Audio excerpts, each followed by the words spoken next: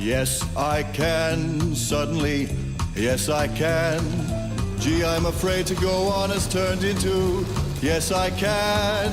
Take a look, what do you see? 133 pounds of confidence in me.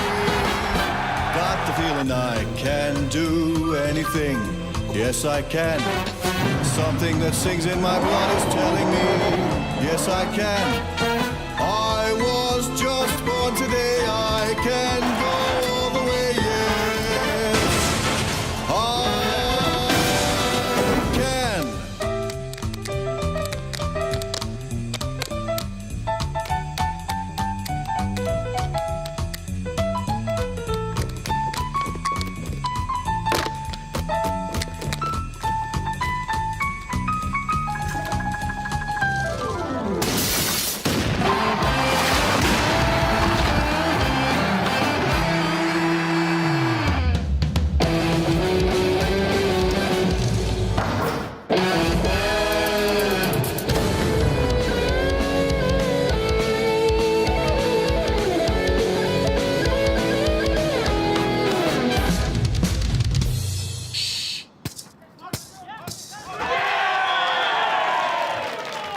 I can. Yes, I can.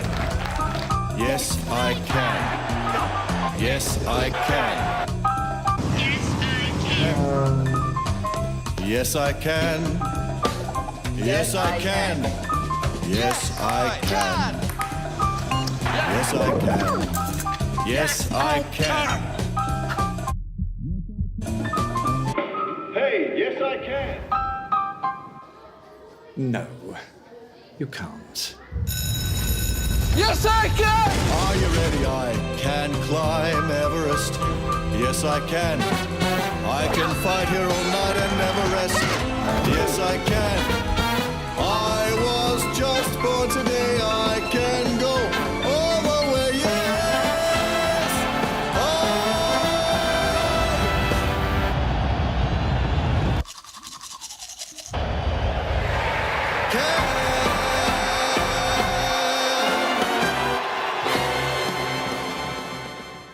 Bom, depois de nós ouvirmos a introdução da música com a música Yes, I Can, é uma música que foi criada para os Jogos Paralímpicos de 2016 do Rio de Janeiro, ela reporta exatamente aquilo que a gente está buscando mostrar hoje, que é a inclusão dessas pessoas, né?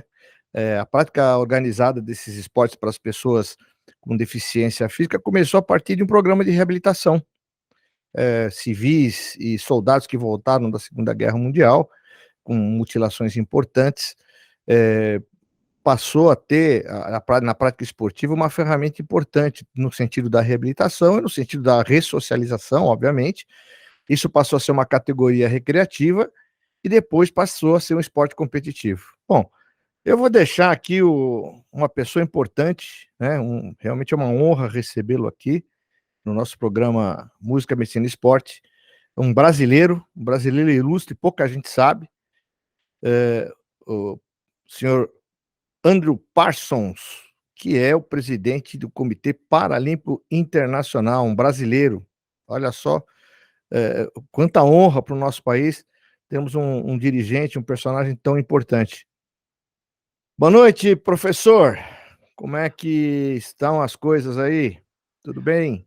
Boa noite, doutor, tudo bem? Boa noite, doutor Ezra, boa noite, Débora. Quando você falou alguém importante, eu pensei logo que era a Débora, né? Porque, para mim, os atletas são os protagonistas, os principais, e a gente é útil, né? A gente, seja na administração, na medicina, a gente existe exatamente para servi-los, enfim, fazer com que eles possam brilhar.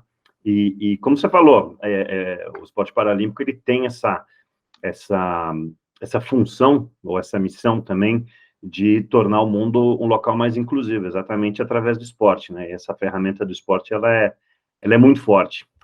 Então, tudo começou lá atrás com a Segunda Guerra Mundial, um terror absoluto, né? Uma situação de guerra com a volta de muitos soldados, principalmente ali na Grã-Bretanha, e um médico judeu, refugiado da guerra, fugiu da Alemanha nazista e na região de Stoke Mandeville, ali, a 1 hora fora de Londres, criou esse centro de reabilitação, mas mais importante que isso, começou a utilizar o esporte como ferramenta no processo de reabilitação. E aí, da reabilitação, começou a competição, o esporte, começou a se organizar os Jogos Internacionais de Stoke Mandeville na época, e em 1960, em Roma, esses Jogos de Stoke Mandeville foram organizados depois dos Jogos Olímpicos de Roma, 1960. Não havia o termo paralímpico na época, então, na verdade, em 1960, hoje, é conhecido como a primeira edição dos Jogos Paralímpicos, mas na época esse termo não existia, né? Os primeiros registros do termo paralímpico vêm já de 1964, ao redor da Olimpíada de Tóquio. Obviamente não documentos japoneses, né, pela questão do idioma, mas a questão de Paralympics começou a ser mais utilizada ao redor desses jogos. E aí começou esse movimento aí que hoje é o terceiro maior evento esportivo do mundo, e hoje é o evento esportivo que a gente tem a ambição do Comitê Paralímpico Internacional de torná-lo o evento mais transformador do mundo. Não só o maior evento esportivo mais transformador do mundo, mas o evento em qualquer área mais transformador do mundo. Professor Andrew, como é que começou essa sua ascensão, né? Essa sua... chegar no topo, né? Chegar na presidência da entidade mais importante, né? Dos Jogos Paralímpicos, e um brasileiro. Conta um pouco da sua história, como é que chegou, como é que foi a sua chegada até essa posição? Começou de uma maneira muito simples. Eu comecei como estagiário no Comitê Paralímpico Brasileiro. Então, quando você me chama de professor, eu não sou da área de educação física, teria um prazer imenso em ser. Eu vim da área de comunicação, né? Eu sou formado em comunicação social, jornalismo, e comecei nessa área no Comitê Paralímpico Brasileiro em 1997. Então, já são 25, 26 anos aí atuando nesse segmento. E em 2001, o então presidente do Comitê Paralímpico Brasileiro, Vital Severino Neto, me deu uma oportunidade que foi, assim, mudou a minha vida completamente, de sair dessa área específica de comunicação e me convidou para ser secretário-geral do Comitê Paralímpico Brasileiro. Eu tinha 24 anos na época. Acho que foi uma ousadia imensa dele. Obviamente, eu encarei o desafio, até comentei com ele, eu acho que você vai ser muito cobrado politicamente, mas eu aceito, claro, é uma honra, um prazer. E ali eu comecei uma trajetória nessa área que eu chamo mais de política administrativa. No ano seguinte, só para você ver como você está falando com gente antiga no movimento, eu conheci o Ezo Gijá. O doutor Ezo, a gente foi, acho que na primeira delegação que a gente dividiu, foi o Mundial de Natação Paralímpica em Mar del Plata 2002. Se me lembro bem acho que foi a primeira vez que a gente dividiu uma delegação. E ali, Bernardino, eu fui começando eu tive o prazer de estar muito próximo aos atletas em toda essa minha trajetória. Então, eu fazia parte das delegações, na função de secretário-geral eu tinha um papel internacional, né? Então isso começou lá atrás, em 2001, essa caminhada rumo... não foi uma caminhada intencional rumo ao IPC, mas ali começou a minha participação internacional, mas eu pude aprender trocando com os atletas, com os profissionais, seja da área de medicina, da área técnica esportiva, o que era necessário para o desenvolvimento dos atletas. Então, quando em 2009 eu me tornei presidente do Comitê Paralímpico Brasileiro, eu tinha uma ideia muito precisa do que eu queria para aquela instituição. Eu queria que ela fosse uma entidade que servisse aos atletas, nas confederações, nos clubes, né, um grande prestador de serviços e liderar o movimento paralímpico. Foi o ano de 2009, e nesse mesmo ano, o Rio de Janeiro foi eleito para ser a cidade anfitriã dos Jogos Olímpicos e Paralímpicos em 2016. Então, eu tive, de certa forma, a sorte de viver esse período à frente do CPB, durante todo esse tempo, né? Eu fiquei lá como presidente de 2009 a 2017, então a gente conseguiu construir um legado muito interessante, quer dizer, nesse período aí, acho que o Comitê Paralímpico Brasileiro, o esporte paralímpico brasileiro adquiriu uma notoriedade, se tornou uma organização esportiva bastante admirada, eu diria, no meio esportivo, começando algumas coisas antes de outras, como, por exemplo, desde limitação de mandatos, conselho de atletas, a gente começou a trazer mais uma estrutura de governança mais moderna para o Comitê Paralímpico Brasileiro, ao mesmo tempo que os resultados vieram, né? Então, Eu era presidente do Comitê Paralímpico Brasileiro em Londres e no Rio. Em Londres a gente ficou em 7º lugar, no quadro geral, no Rio em 8º. Então o Brasil já tinha sido top 10 em Pequim, mas ali acho que o Brasil se consolidou nesse lugar. A gente conseguiu triplicar os recursos, o centro de treinamento foi construído. Então a gente deixou um legado muito interessante. Acho que isso chamou a atenção também de outros países, né? Paralelamente, eu vinha já desde 2005 construindo uma carreira internacional. Eu me tornei presidente do Comitê Paralímpico das Américas e era o presidente dessa entidade no Parapan do Rio, em 2007, que é a primeira vez que o PAN e o Parapan foram organizados, né, um logo depois do outro, por um mesmo comitê organizador.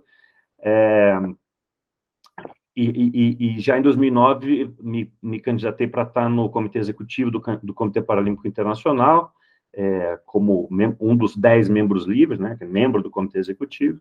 Em 2013, vice-presidente. Em 2017, o então presidente, o Sir Philip Craven, ele chegou ao final dos seus mandatos possíveis. Então, foi uma disputa bastante dura aí, fomos 4 candidatos, a briga de foice no escuro, foi bem...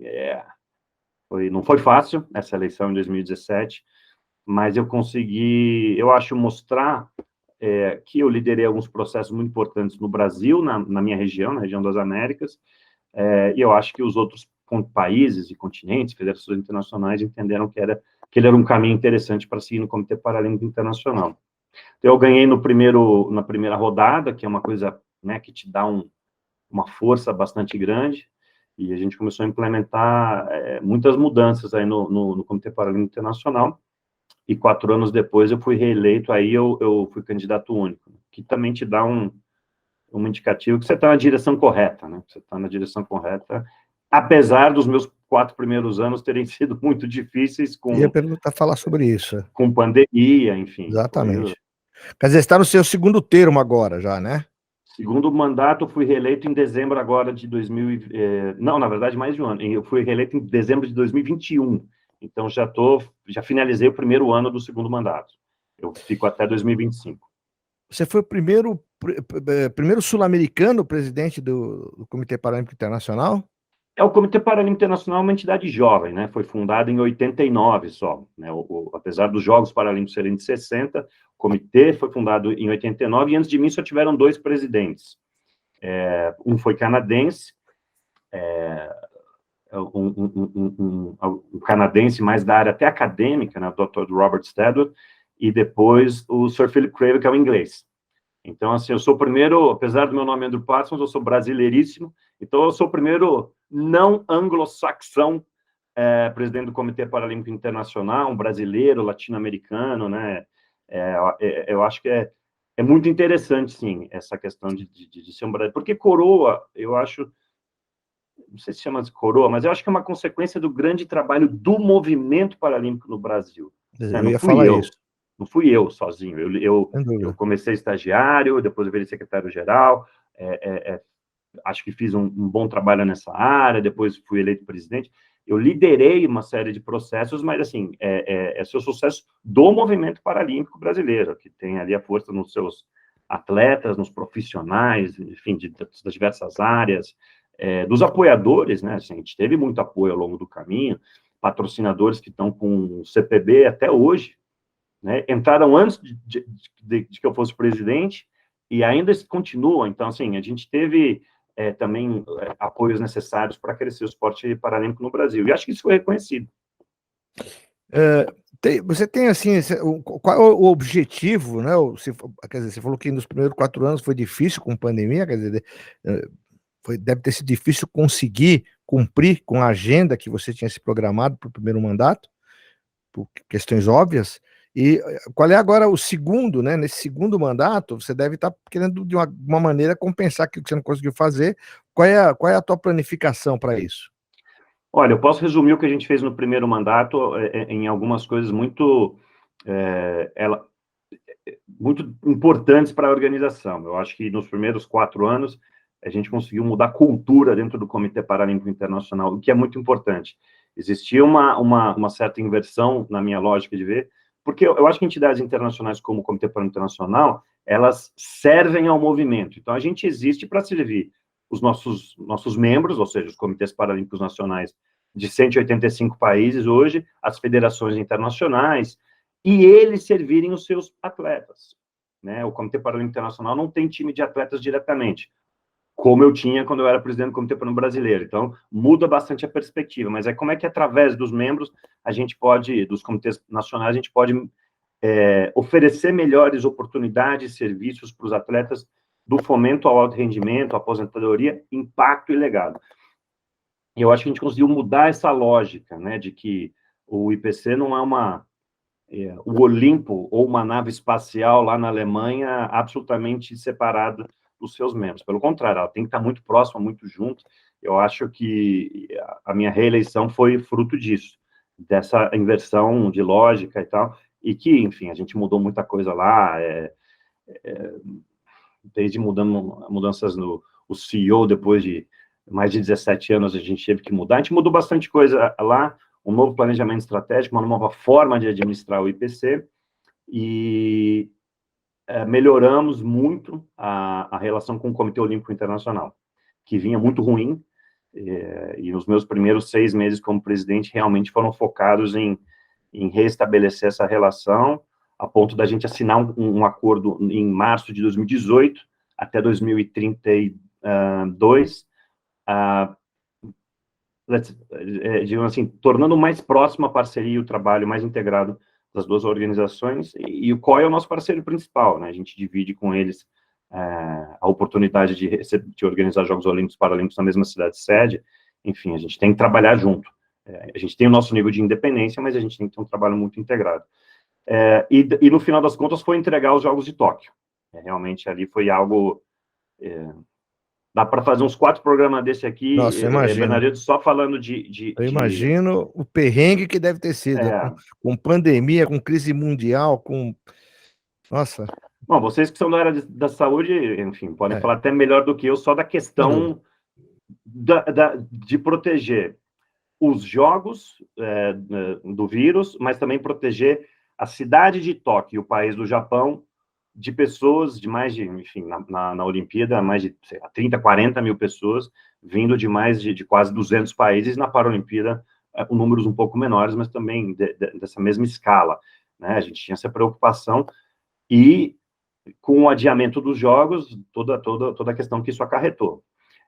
Né? Simplesmente a gente podia não ter a Vila, né? Isso é algo muito impactante nos jogos. A Vila, ela é programada para ser vendida ao final ela é vendida antes, mas ela é entregue ao final dos Jogos Paralímpicos, né, depois de alguns ajustes, para os seus destinatários finais, né, as pessoas que compraram os apartamentos e tal.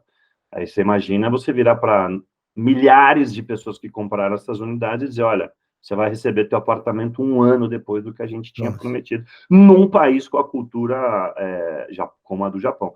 Então, esse só o início, assim, isso com todas as instalações esportivas, 1 ano a mais de vida do comitê organizador, e ninguém... Então, assim, você tinha só isso, você tinha que também tirar o dinheiro de algum lugar. Então, foi bem complicado, mas a gente chegou ao final do primeiro ciclo, os primeiros 4 anos, pode-se dizer, bastante orgulhosos. A gente conseguiu mudar o IPC, a relação com os membros, entregar os Jogos de Tóquio, fazer as mudanças necessárias, começar um novo caminho, incrementar ali a relação com o COI de uma forma... E foi fundamental ter essa relação com o COI para os Jogos, por exemplo.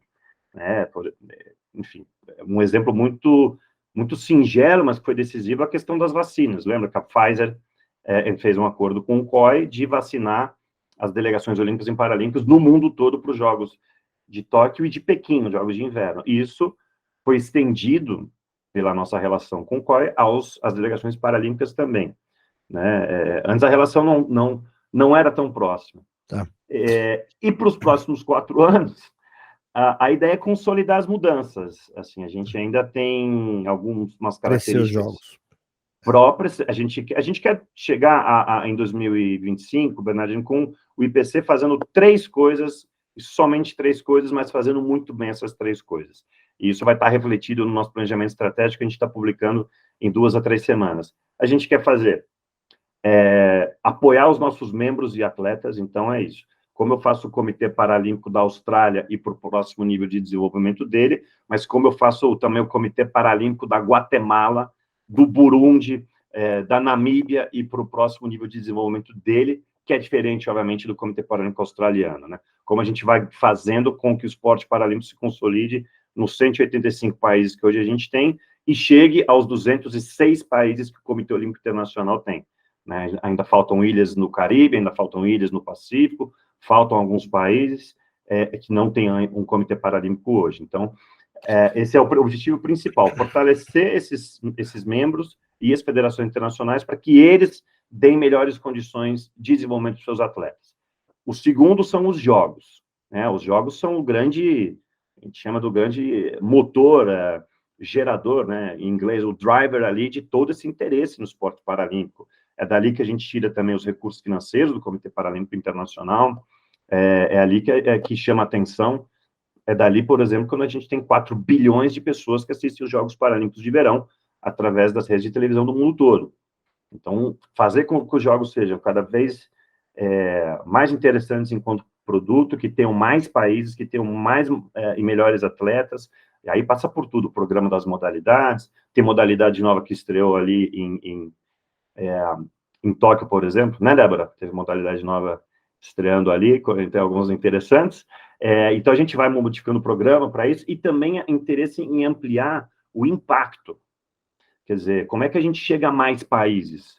Como é que a gente chega a mais países com mais tempo de televisão, de streaming, de internet, de tal, para que o que aconteça no Japão, por exemplo, ou o que vai acontecer em Paris, em 24, não tenha um impacto só na vida das pessoas com deficiência de Paris ou da França, para que o que aconteça em Paris durante os Jogos tenha impacto, por exemplo, para as pessoas com deficiência no Vietnã, na Nova Zelândia, no Chile, na Nicarágua. Isso que eu chamo de inclusão, hein? Isso realmente é para aquilo que realmente a gente tem como ferramenta os Jogos Paralímpicos. Perfeito. E você antecipou que é o nosso terceiro objetivo, que é realmente ter um trabalho mais impactante, o maior, na área de inclusão, na área de mudança nas sociedades do mundo inteiro em relação à pessoa com deficiência, ou seja, botar o esporte paralímpico, não somente entre aspas, a serviço de 4.400 atletas nos Jogos de Verão, mas a serviço de 1,2 bilhões de pessoas com deficiência no mundo todo. Uma coisa que a gente foi entendendo ao longo dos últimos anos é que o único evento, pensa nisso, o único evento de caráter global que coloca as pessoas com deficiência como atores e atrizes principais é um evento esportivo que se chama Jogos Paralímpicos. Você pode buscar na arte, na educação, na política, na economia, na ciência. Não existe um evento global que coloque o holofote nas pessoas com deficiência. Então, a gente entendeu, e eu posso te contar uma história rapidinho sobre como isso bateu em mim muito forte, quando bateu em mim muito forte. Em 2017, eu ainda era candidato a presidente do Comitê Paralímpico Internacional, e um grande amigo meu colombiano, ele é um tetraplégico, ele foi presidente do Comitê Paralímpico Colombiano, mas ele é um ativista na área das pessoas, né, dos direitos das pessoas com deficiência. O nome dele é Juan Pablo Salazar, é um amigo querido. E ele me convidou para ir numa reunião na ONU dos países signatários da Convenção dos Direitos da Pessoa com Deficiência. E eu passei 3 dias lá. No último dia eu estava chateado. Ele falou assim, como é que você está sentindo? Eu falei, estou me sentindo mal. Não estou feliz aqui. Ele falou, por quê? Eu falei, porque tem 20 anos que eu estou no movimento paralímpico, achando que estou caminhando para a inclusão das pessoas com deficiência e tal, e eu não tenho ideia do que está acontecendo aqui. O movimento paralímpico não tem conexão com esse outro mundo da sociedade civil, dos governos, das ONGs, enfim, voltadas para a luta dos direitos das pessoas com deficiência. Então, eles estão remando para um lado, a gente tem o maior canhão possível para apoiá-los, e a gente está remando para o nosso lado, fazendo a nossa, enfim, caminhada, e olhando para a gente e dizendo, nós somos esporte de altíssimo rendimento, e é só isso. E ali me bateu que, assim, a gente é esporte de altíssimo rendimento, mas a gente é mais do que isso. A gente é mais do que ouro, prata e bronze. O movimento paralímpico, e ele é forte porque ele é esporte, né? Porque ele tem atletas como a Débora, tem profissionais como o Dr. Ezio, tem, enfim, um exército de gente do mais alto nível, trabalhando para o sucesso dos atletas, mas ele pode ter se canalizado, e se a gente tiver diálogo com as sociedades ao redor do mundo, um segmento das pessoas com deficiência, ele pode ser muito bem utilizado para melhorar a vida de 1,2 bilhão de pessoas. E a gente não fazia isso no IPC. E eu ali já tinha 4 anos de vice-presidente, 4 anos no comitê executivo, então ali me bateu eu estou há tanto tempo nesse movimento e eu ainda não entendi o potencial pleno dele. E é isso que a gente vai fazer, então. São 3 coisas. Apoiar membros e atletas, jogos e mudar o mundo. É pouca coisa. Você sabe que eu vou passar a palavra para os meus outros 2 convidados ali, que eu estou curioso para ouvi-los também. Você falou em Guatemala, Burundi, isso aqui realmente é bastante, assim, é impactante sob o ponto de vista social, porque são países que realmente têm uma carência muito grande, quer dizer, são pessoas que devem carecer de outras necessidades, né, básicas, né, e obviamente eu acho que fica a mensagem do próprio Comitê Paralímpico Internacional e dos atletas paralímpicos, a mensagem para que os governos desses países também se conscientizem, né, e realmente, como você falou, mudar o mundo. E vou passar a palavra para os 2 convidados, mas antes eu vou pedir para o músico Andrew Parsons, estou vendo o baixo lá atrás, eu tenho um baixo aqui atrás também, para te homenagear, né? Obrigado. Para você falar só sobre eu vou tocar um trecho de uma música, você sugeriu uma música que eu acho que tem tudo a ver, que é uma música do Queen. Eu gostaria que você falasse um pouquinho sobre o significado dessa música para os Jogos Paralímpicos, para o momento que nós estamos aqui discutindo, e eu vou passar a palavra para os meus outros 2 convidados. Eu sou apaixonado por música, né? O baixo não está ali de enfeite, eu toco, tive banda desde os 14 anos de idade, nunca fui um grande músico, apesar de ter estudado música, enfim, um tempo na minha vida. Mas essa música do Queen chama I Want It All. I Want It All, eu quero tudo. E tem um momento em que ela fala I want it all and I want it now. Quer dizer, isso me lembra muito a luta das pessoas com deficiência, né? Quando fala eu quero tudo, ele não está dizendo me dê tudo, está dizendo eu quero tudo, eu quero as mesmas oportunidades, eu quero tudo que todo mundo, que o resto da humanidade tem, eu quero os mesmos direitos, mas eu não quero esperar 30 anos para isso, porque eu quero agora. Então, para mim, esse pedaço, principalmente da letra, e fala de coragem, e fala de luta, mas esse pedaço, fundamentalmente, me lembra muito, assim, a garra, a gana dos atletas paralímpicos de não esperar, né? Eles não esperam e eles são o motor, a mola mestra para essa mudança toda que a gente quer na sociedade, torná-la mais inclusiva. Então, para mim, é muito forte essa mensagem, curta, né? Fred Mercury, né? Os caras são gênios, em pouca coisa dizem muito. Para mim, Fred Mercury é o maior de todos os tempos, para mim, né? Eu acho ele o maior vocalista do rock mundial de todos os tempos. Sem dúvida, sem dúvida.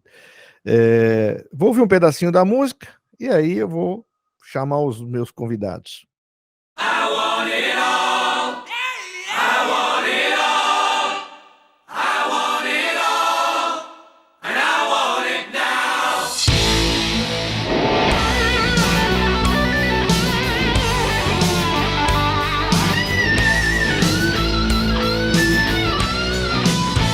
Adventure seeker on an empty street, just an alley creeper, light on his feet. The young fighter screaming with no time for doubt, with the pain and anger, can't see a way out. It ain't much I'm asking, I heard him say, gotta find me a future, move out of my way.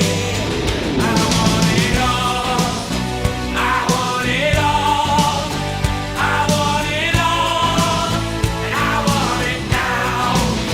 I want it all, I want it all, I want it all, and I want it now. Doutor Ezio, vamos lá. Doutor Ezio também é uma autoridade para mim hoje, né? Nós somos colegas que militamos na medicina do esporte há tanto tempo, né? Juntos. Doutor Ezio foi meu colega de diretoria da Sociedade de Medicina do Esporte, nosso colega no Conselho, na Câmara Técnica do Conselho Regional de Medicina, é membro da Câmara Técnica do Conselho Federal de Medicina, é o chefe médico do Comitê Paralímpico Brasileiro. E, é uma honra, né, para mim, e não é porque eu estou na presença do Ezio, né, o Ezio tá em Campinas, mas para mim é hoje a maior autoridade médica assim, da área paralímpica é o Dr. Ezio. Então, Dr. Ezio, por gentileza, vem aqui já também convidando a Débora, minha querida Débora. Acho que eu fui o primeiro médico da Débora, né? A Débora ainda ela ainda era, digamos, pintinho. Hoje a Débora hoje é um leão hoje no esporte paralímpico e tenho orgulho de ter começado, né, com a Débora, e hoje a Débora é essa personagem aí que a gente conhece, campeã. Eu vou pedir autógrafo para ela logo. Doutor Anjo, fala um pouquinho do seu trabalho aí, como é que começou, e já podendo falar sobre o Centro Paralímpico, que é um exemplo aí para o Brasil todo, né? Boa noite aí, Ezio. Boa noite, meus queridos amigos, né? Posso falar aqui que estou entre amigos, com certeza. Olha, Bernardino, eu vou te falar uma coisa, é muito difícil alguém falar depois do Andrew. É muito difícil, porque é impressionante a capacidade que o Andrew tem de rememorar, de concatenar as ideias, né? De levantar discussões interessantes, fora que é um grande músico, sim, ele está sendo humilde aí. Mas, bom, é uma honra. Hoje é músico também. Baterista. Eu toco um pouquinho de piano, teclado e um pouquinho de percussão também. Eu tenho as mesmas paixões que você, Bernardo. As baquetas estão aqui, é só você vir buscar. Não, a batera é coisa do Andrew aí. A batera deixo para você. Mas é uma honra o convite, agradeço demais. E a Débora já vem com a gente aí, né, Débora, um tempinho lá no nosso centro de treinamento, onde a gente pôde estar mais próximo. Cuidamos também da Débora, né, aí como na relação médico-paciente, e eu tenho um carinho muito especial também pelo Para Taekwondo. Então, obrigado pelo convite e uma honra estar com todos vocês. Bom, o trabalho que nós fazemos é sempre, como o Andrew fala, né, é um trabalho de continuidade, né, a gente não inventa a roda, né? A gente dá uma polida nela, dá uma recauchutada e vai aperfeiçoando para a gente continuar, né? Eu milito no movimento realmente há bastante tempo. Eu começo lá em 2002, com o Andrew tem uma memória de elefante. A gente vai na primeira delegação para Mar del Plata. A gente fez algumas avaliações aí, onde entra um pouco a ciência, a medicina de uma forma mais integrada nos grupos aí que fizeram avaliação para Atlanta, né? E depois para Grécia, né, para Atenas, e a gente entra nesse momento de dados, coleta de dados, de avaliações mais especializadas, e onde o Dr. Roberto Pital, comandando o Comitê Paralímpico Brasileiro, que você bem conhece, o grande médico, e um ícone aí do nosso movimento paralímpico e da medicina do esporte paralímpico, eu só sigo os passos dele, começa a adentrar nessa conexão ciência, movimento paralímpico, ali tudo muito novo também, né? A coleta de dados também era uma novidade muito grande, as avaliações, pré-participações, você sabe, a necessidade era tudo também muito novidade, que modelos a gente ia seguir, e a gente foi aperfeiçoando ao longo desse tempo, tá?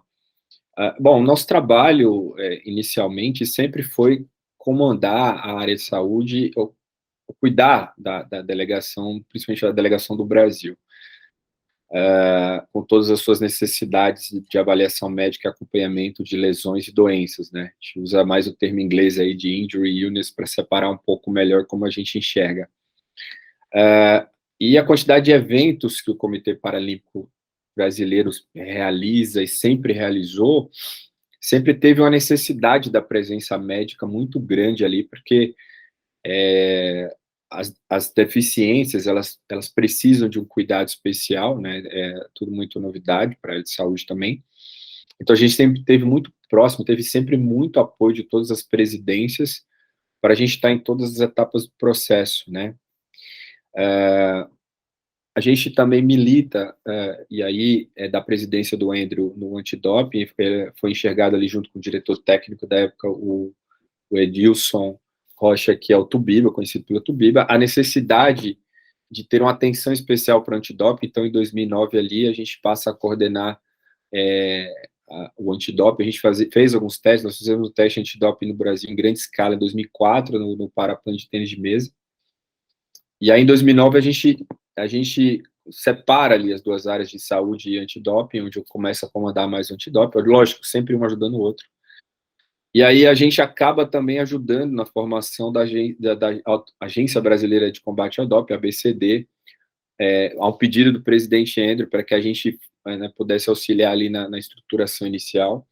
E a gente foi lá, montamos as bases, as primeiras palestras, o que era necessário, e aí foi estruturado a agência, que era uma demanda para os Jogos, da candidatura do Brasil para os Jogos do Rio de Janeiro 2016, né? Fora o fato também que nós trabalhamos muito próximo do processo de classificação funcional, né? Para quem não sabe, a classificação funcional é uma etapa fundamental no esporte paralímpico, onde você deixa igual os atletas, muitas vezes, com deficiências diferentes. O foco é na funcionalidade, não na deficiência. É uma forma de você congregar de uma forma justa, honesta. Na verdade, o processo inteiro tenta tirar a deficiência, né, da vitória, né? Ou seja, existe a deficiência, o que faz com que eles tenham um limite, né, um limiar mínimo para que você possa ser atleta paralímpico, e a partir daí que você passa a ser atleta paralímpico, você precisa de justiça em categorias, né? Um debate, muitas vezes, que a gente até tem com a questão do transgênero é isso, a criação de classes, por exemplo. Isso desde a essência do esporte paralímpico lá nos anos 50, né? Primeira divisão ali entre paraplégicos e tetraplégicos do processo de classificação já mostrava, se criar classe, porque eles funcionalmente são diferentes, né? Então, esse processo de classificação, hoje em dia, a gente está muito perto deles, é uma necessidade de estar muito perto. A primeira etapa é uma etapa médica, né? É uma etapa onde você avalia clinicamente o deficiente, você tem uma classe que o IPC passa para a gente de 10 deficiências, que a gente chama de top 10 deficiências ali, que se o atleta tem, ele adentra no mundo paralímpico. E aí os médicos, enfim, fisioterapeutas, as pessoas da área de saúde tentam demonstrar, através de exames e relatórios, enfim, que existe aquela deficiência mínima para entrar. Uma vez que entra, vem o processo de classificação funcional, com exames na maca, exames funcionais, e depois nas próprias arenas e durante as competições. É um processo relativamente complexo, difícil. O Andrew sabe o quanto é um processo em aperfeiçoamento, né? Talvez o mais difícil processo do esporte paralímpico é o aperfeiçoamento da classificação funcional, e a área da medicina, a área de saúde está muito perto disso, até é uma grande diferença aí do movimento olímpico, né? Então a gente vê essa necessidade. Agora também a gente tem, é tão grande que a gente tem agora uma diretoria de desenvolvimento para buscar a inclusão de pessoas que adquiriram a deficiência ali na vida adulta, né, que é uma diferença também do esporte paralímpico, e as crianças que nascem com deficiências congênitas, ou seja, esse processo de desenvolvimento esportivo abraça esses dois mundos aí. A gente tem o projeto do militar paralímpico, né, que pega ainda às vezes reformados militares da polícia, das Forças Armadas, e trazem para o esporte paralímpico. O link que a gente tem com os centros de reabilitação, em São Paulo, por exemplo, o Simão Toro, a ACD, existe uma proximidade muito grande. Sara Kubitschek, por exemplo, a gente tenta sempre buscar essa proximidade, né, e cada vez mais buscando os colegas médicos para que entendam todo esse processo, e aí seus pacientes das suas clínicas, dos hospitais, aqueles tornados deficientes, que possam vir automaticamente para o esporte, não apenas ali na fisioterapia ou exercícios físicos, mas trazer para o esporte, que o esporte, ele além de um reabilitador, vamos usar um termo moderno, né, ele é um empoderador do ser humano. Eu acho, na minha opinião, o maior empoderador do ser humano com deficiência é o esporte, como o Andrew falou, é o evento mundial que congrega tudo. Então, em resumo, são as nossas atividades dentro do movimento paralímpico, e aí a gente foi abraçado com o projeto do Centro de Treinamento Paralímpico, o grande legado dos Jogos Rio 2016, né? Então, a gente assume uma certa dificuldade ali, sabíamos se íamos...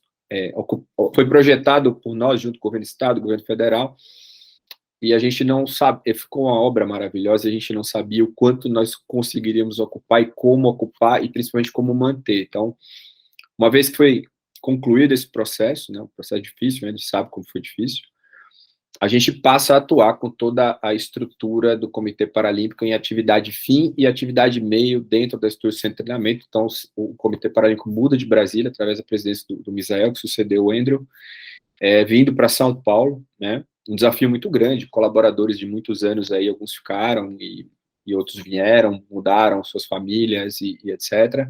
Os atletas, que são os atores principais, entenderam que ali seria um projeto importante para eles e para o Brasil, abraçaram a ideia, se mudaram para São Paulo, trouxeram família e etc. Foi uma mudança gigantesca. E aí a gente, com aquele receio de ocupar toda aquela estrutura, hoje a gente falta espaço para fazer as nossas atividades ali, a gente tem que fazer um quebra-cabeça para dividir o espaço que nós temos. Então, em 2017, a gente assume oficialmente a coordenação de centro de treinamento, né, a Cárie Saúde, o Dr. Roberto, coordenador geral do CPB em Saúde, e vamos estruturando ali, para primeiro ter uma estrutura de urgência e emergência, né, que precisa manter a vida e a saúde dos atletas e dos funcionários, enfim. Então, montamos uma estrutura de ambulatório e emergência lá, que funciona durante o período de funcionamento do CT, cada vez mais aumentando o nível de avaliação das equipes de várias modalidades, inclusive as confederações que não são diretamente coordenadas por nós, uma das nossas metas é sempre aproximá-los de nós, estruturando ele com os equipamentos médicos e de avaliação de altíssimo nível, que eu acho que a gente chegou num patamar muito bom. A gente tem o DEXA, nós temos isocinético, nós temos uma fisioterapia super bem estruturada, nós temos calorímetro, nós temos biofeedback, nós temos profissionais, que é o que faz a coisa acontecer, de altíssimo nível, né? Temos a nossa equipe de saúde é a maior equipe em termos de atividade meio, temos 33 Posso só fazer colaboradores. um parêntese? Claro, fica à vontade. Porque eu tenho que enaltecer o Departamento Médico do Brasil, porque nesses últimos jogos nós tivemos um acontecimento impactante e que um médico brasileiro, graças ao equipamento brasileiro, salvou uma vida. Eu gostaria que o doutor Ezio já é traumatologista de formação, né? E médico do esporte, como nós. E médico do esporte, que é outra especialidade do doutor Ezio, com título, tudo certinho, né? Eu quero deixar claro, porque o doutor Ezio realmente tem uma capacitação assim, imensa, com tudo que ele já fez pela medicina do esporte, conosco, juntos, em várias situações, mas eu quero que o doutor Ezio conte esse caso, porque foi equipe que o doutor Ezio estava lá, chefiando praticamente. Isso pouca gente sabe, mas, por favor, doutor Ezio, conte, é um caso realmente de dar orgulho para todos nós, né? Exatamente, foi bem lembrado, um atleta belga do tênis, o campeão paralímpico, enfim, um atleta de altíssimo nível. Ele teve uma parada cardiorrespiratória no prédio ao nosso lado, e aí a nossa estrutura médica estava muito próxima, e aí fomos convocados, né, 2 dos nossos médicos com capacitação para serem socorrista de alto nível, né, para quem não está acostumado com os termos. O doutor Leonardo e o doutor Gustavo, eles foram prontamente atender, e aí começaram as manobras de ressuscitação. Logo em seguida veio a médica da Alemanha, que estava também junto, e depois fizeram todo o processo, conseguiram fazer todo o processo de imunização. Chegou o pessoal da Policlínica, os japoneses, e mantiveram o comando aí conosco também. Eles perceberam a capacitação dos profissionais, e aí conseguiram fazer todas as manobras, e o atleta está vivo, né, está bem, está vivo, recuperado, apesar do susto. Enfim, realmente só talvez quem é médico e passe por esses momentos entenda o peso de uma situação como essa, né?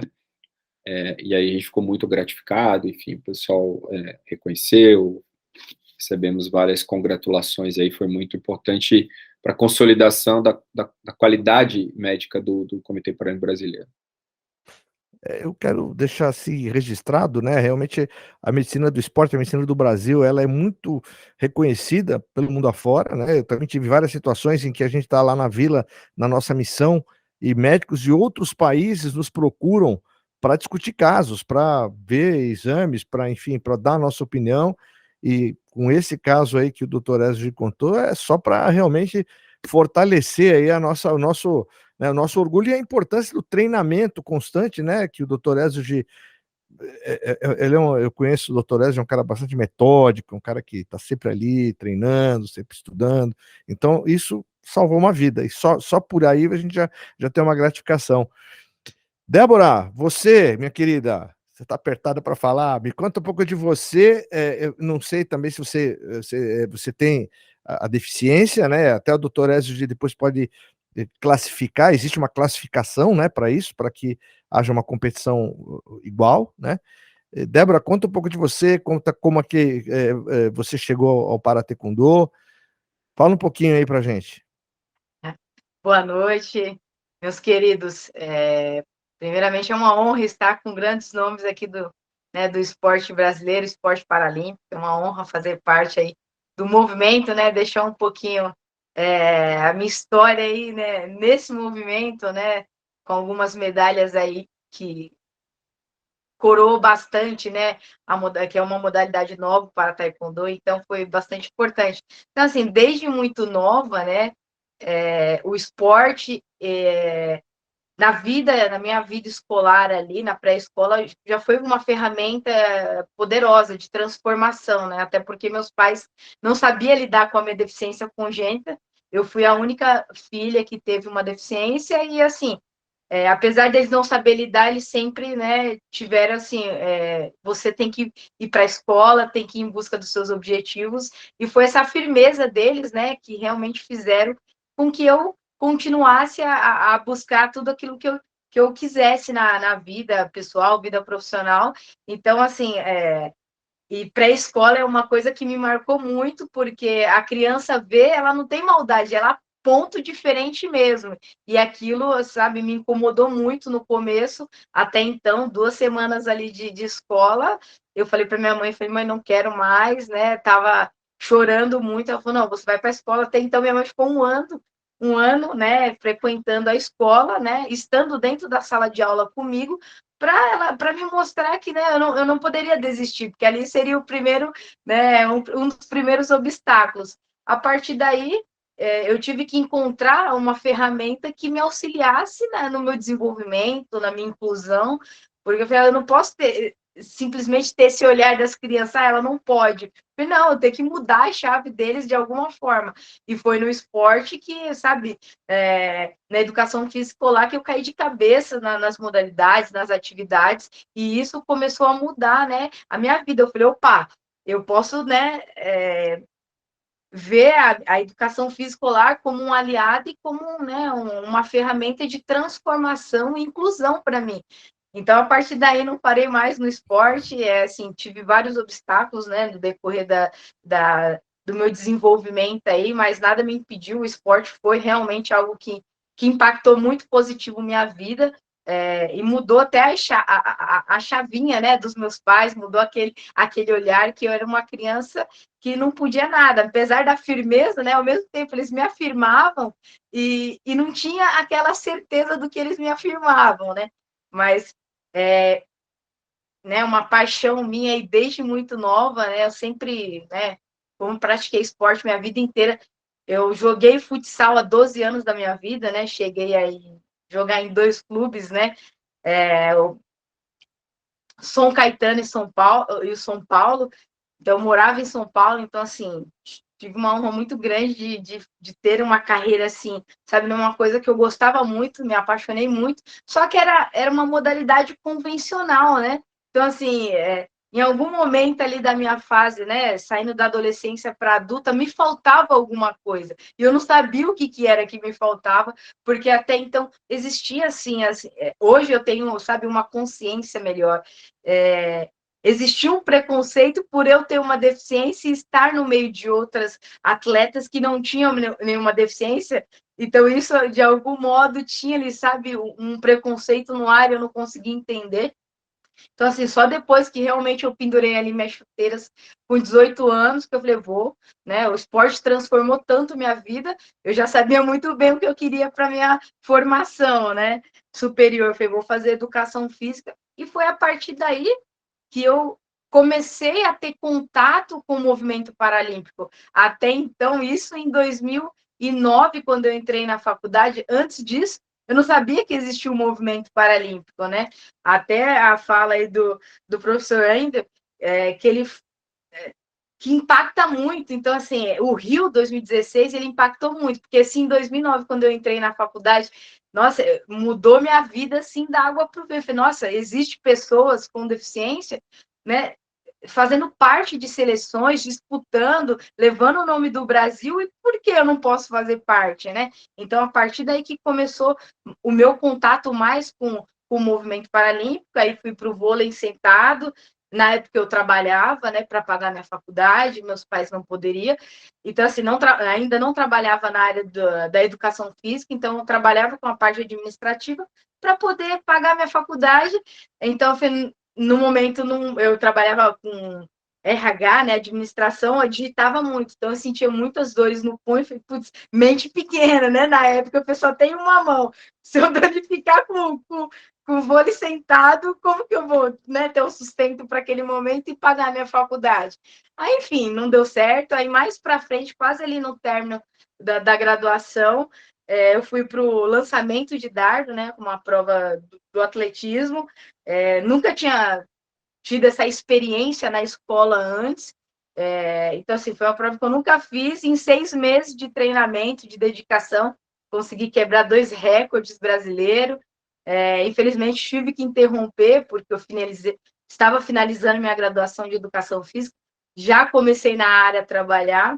Então, assim, depois disso, né, o taekwondo, porque para mim não era nem o para taekwondo, né? Eu fui conhecer depois que, né, conheci um pouquinho no último período da graduação ali do bacharel, né?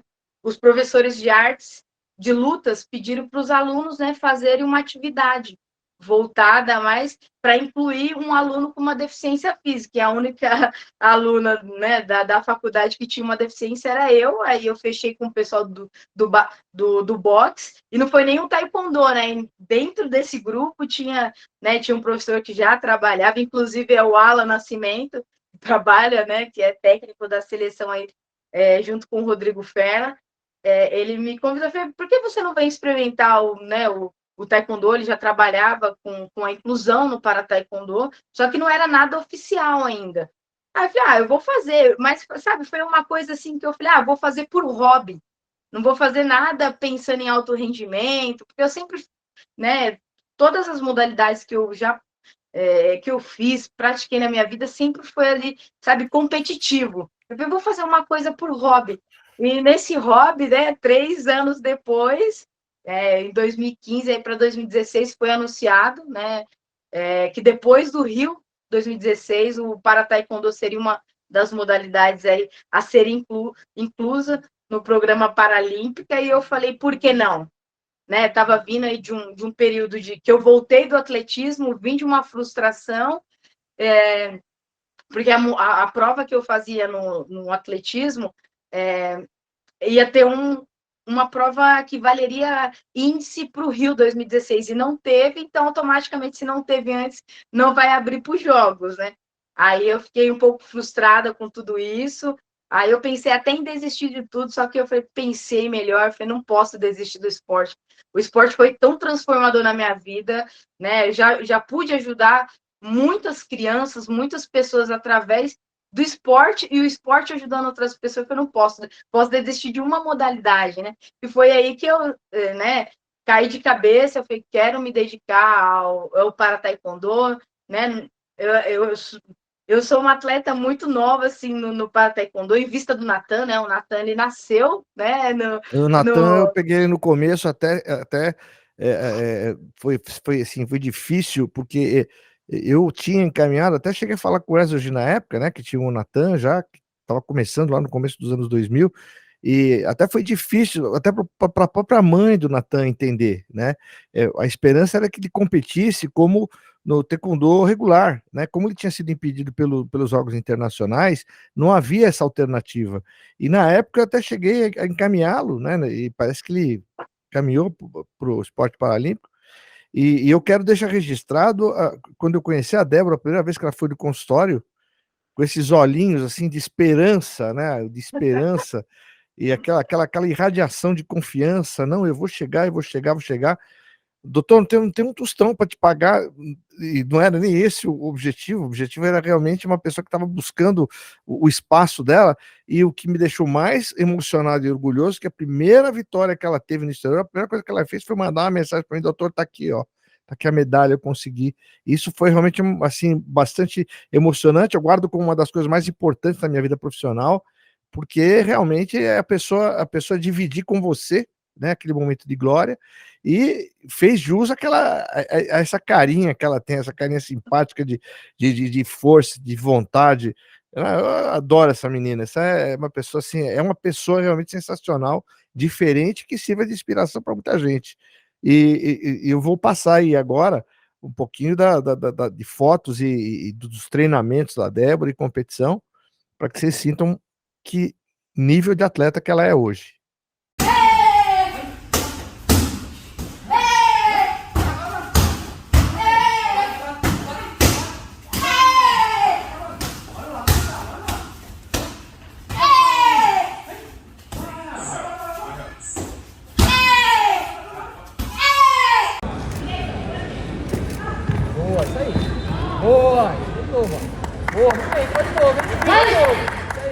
Sugi, eu queria que você falasse um pouquinho do Centro Paralímpico. Eu acho que o professor André também participou, né, da construção do Centro Paralímpico, assim, é bastante simbólico, e eu sei porque o prédio onde está o Centro Paralímpico abrigou, no começo dos anos 90, até o final dos anos 90, a Fundação Casa, né, ali era o prédio da Fundação Casa, né, teve na época uma rebelião pavorosa, né, muito grave, né?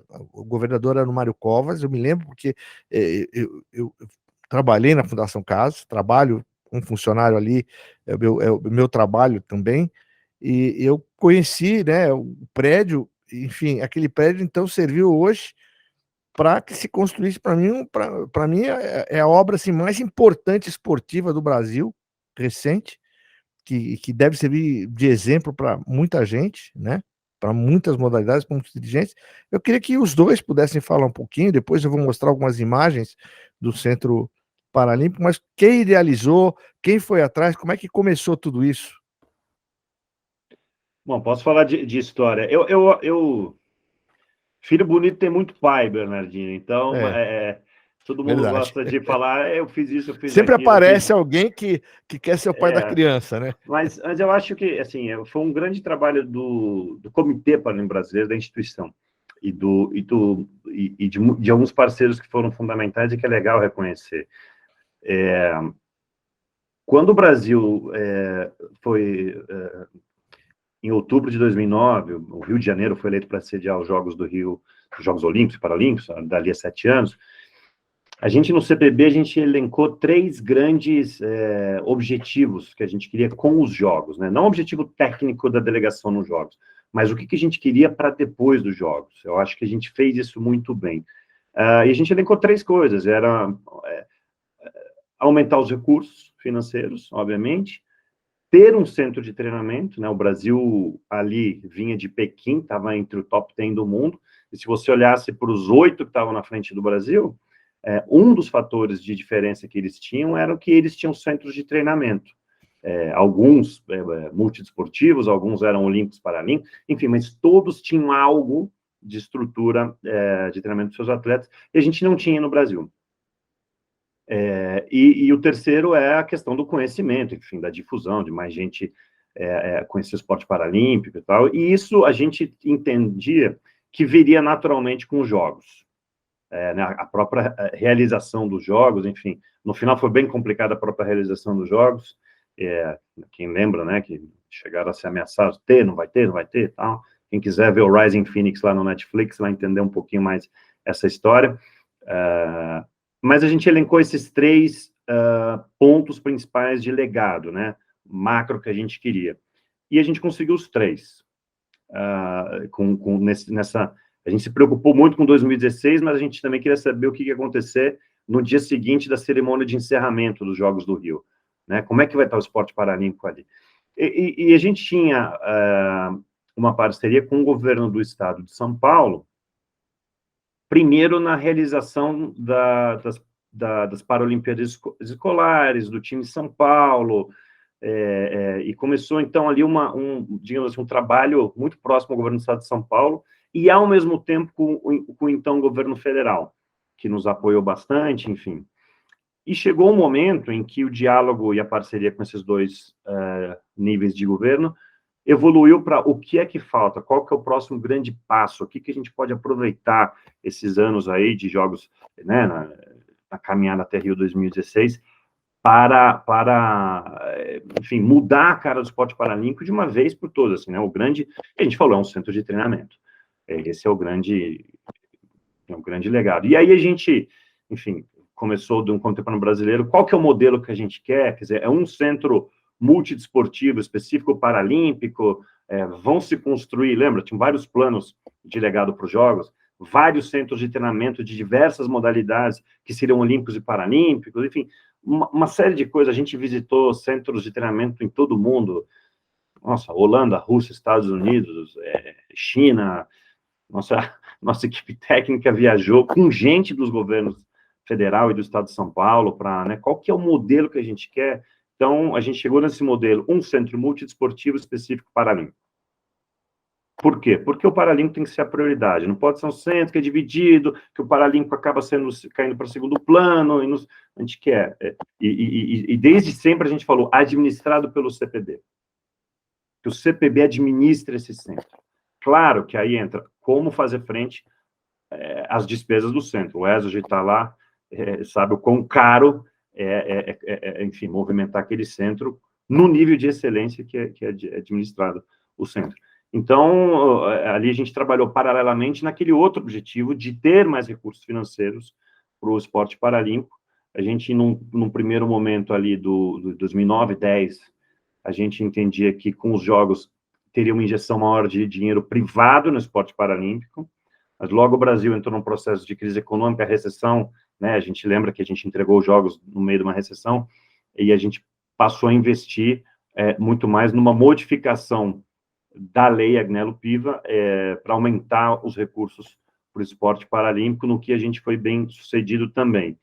Então, ali, o ESOG pincelou ali um pouquinho, mas quando virou realidade, eu lembro que a gente meio que bateu o martelo, foi um almoço em Londres, durante os Jogos Paralímpicos de Londres, em que estavam presentes, eu estava presente, pelo CPB, estava o ministro do esporte na época, que era o Aldo Rebelo, o secretário de alto rendimento na época, que era o Ricardo Leiser, e a secretária Lina Mara Batistella, médica também, que era secretária dos Direitos da Pessoa com Deficiência do Estado de São Paulo, que era a grande impulsionadora, a grande força motriz digamos assim, do esporte paralímpico dentro do governo do Estado de São Paulo.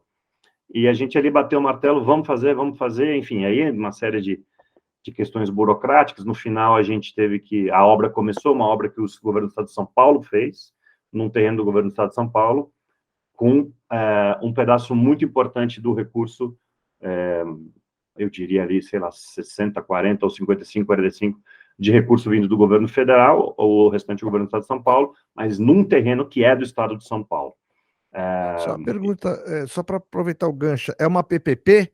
Seria uma PPP ou a relação, quer dizer, o governo, tudo bem, eles aportaram lá o dinheiro necessário, né, o recurso necessário, mas existem algumas regras, alguns impedimentos, tem TCU envolvido, tem uma série de outros... Como é que foi feito isso, né? Qual é a química para que pudesse chegar? Porque a gente sabe que a gente esbarra em um monte de problemas políticos, burocráticos, né? E vocês queriam o resultado final, um centro paralímpico. Então, imagino que deve ter sido uma briga de foice também, né?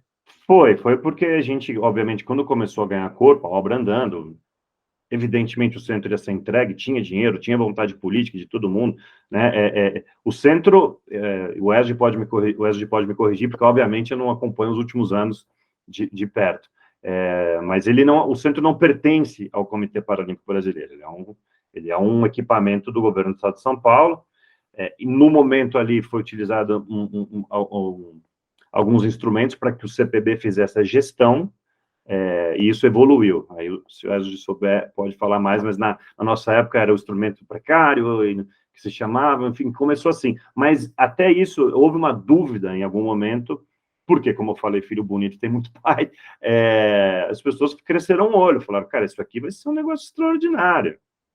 Pô, não vamos deixar isso aqui para o CPB, né? Então, forças começaram a também a querer abocanhar um pedaço ali do Centro Paralímpico, falaram em desmembrar e não sei o quê, e a gente foi muito firme, e eu posso falar até a inauguração, né? O centro inaugurou logo antes dos Jogos Olímpicos do Rio 2016, Ezio talvez se lembre que até a equipe olímpica da natação brasileira fez a sua fase final de treinamento lá, então, obviamente eu deixei de ser presidente do CPB em março de 2017, então eu fui até a inauguração, mas, digamos assim, fazer aquele centro ganhar a vida que tem hoje já foi a partir da gestão do presidente Misael, que foi meu vice durante 8 anos, e foi fundamental, na verdade, a relação com o governo do Estado de São Paulo era algo que ele administrava, ele tocava, essa relação com o governo do Estado de São Paulo,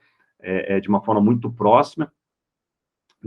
Fez parte do Comitê de Apoio ao Paradesporto, que foi ali uma célula inicial desse interesse, dessa parceria. Então, também por isso que eu não gosto de falar, às vezes, fala assim, foi na sua gestão, foi você. Não, é um trabalho em equipe. Foi todo mundo importante ali para que isso acontecesse. E depois evoluiu, enfim, a gestão do país.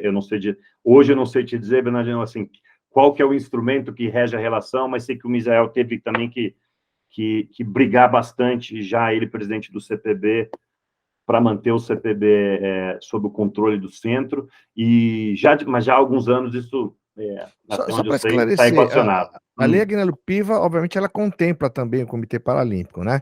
Uhum.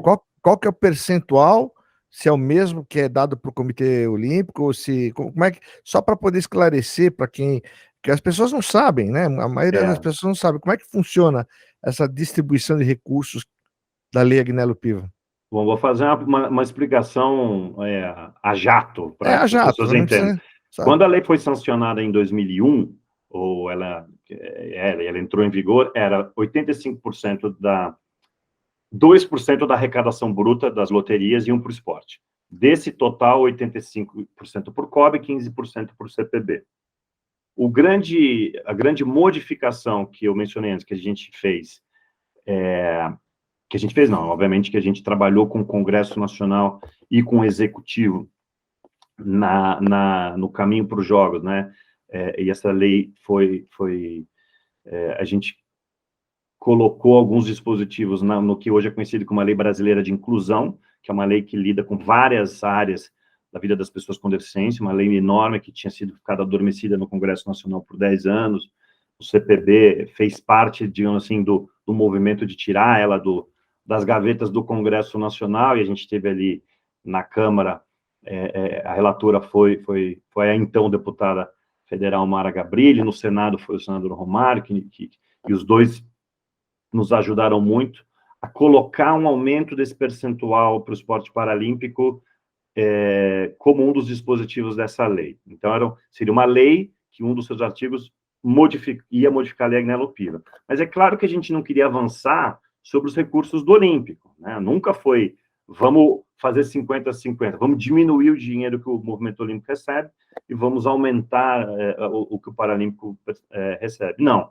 Então, na época, o que aconteceu em 2015 foi que se aumentou em 0,7% a arrecadação total dos recursos das loterias para o esporte, e esse aumento que teve foi todo para o Paralímpico.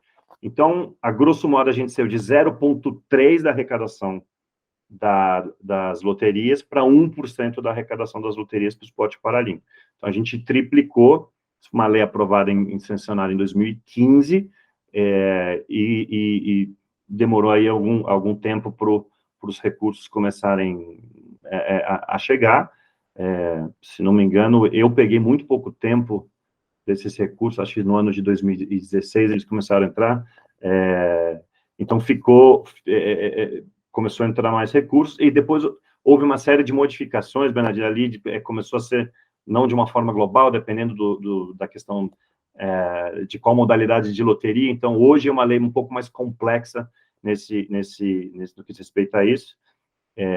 E o CPB, aí já sob a batuta do presidente Michel de novo, também teve que brigar muito, porque você sabe que dinheiro vindo de loterias, todo mundo quer um quinhão. E o CPB tinha conseguido, junto com os parceiros aí que eu mencionei, no Congresso Nacional, aumentar o seu percentual, e isso era fundamental, inclusive, para tocar o CT. Porque tocar o CT com os recursos que a gente tinha até 2015 era impossível. Financeiramente era uma conta que não ia fechar, e aí ia colocar o CPB, sim, essa questão do CPB ser o gestor do centro sob uma ameaça. Então, foi um trabalho de muita gente, gastamos muita sola de sapato, saliva, soco na mesa, não foi fácil, brigamos bastante. Eu briguei bastante na minha época, o Misael brigou muito na época dele também, mas, assim, vendo de fora hoje, o que o CPB fez, né, e o impacto que isso tudo teve em Tóquio, foi incrível ver. E o trabalho que o CPB hoje faz com o CT é incrível. Não só no alto rendimento, né, o CPB ele é aberto ali nas questões de inclusão, de ter, enfim, e do CT se gera um movimento no Brasil inteiro. Então, para mim é um orgulho ver onde o CPB está hoje. Assim, é incrível o que foi feito com o CT. Assim, a gente tinha muitos sonhos com ele, Bernardino, mas eu acho que hoje o que o CPB faz com o CT está além dos sonhos que eu, como presidente, tinha lá atrás. Então, é de se tirar o chapéu. Vamos ver um pouquinho sobre o Centro Olímpico, né? O Centro Paralímpico. Vamos dar uma olhadinha aí. Tem um material para a gente poder mostrar.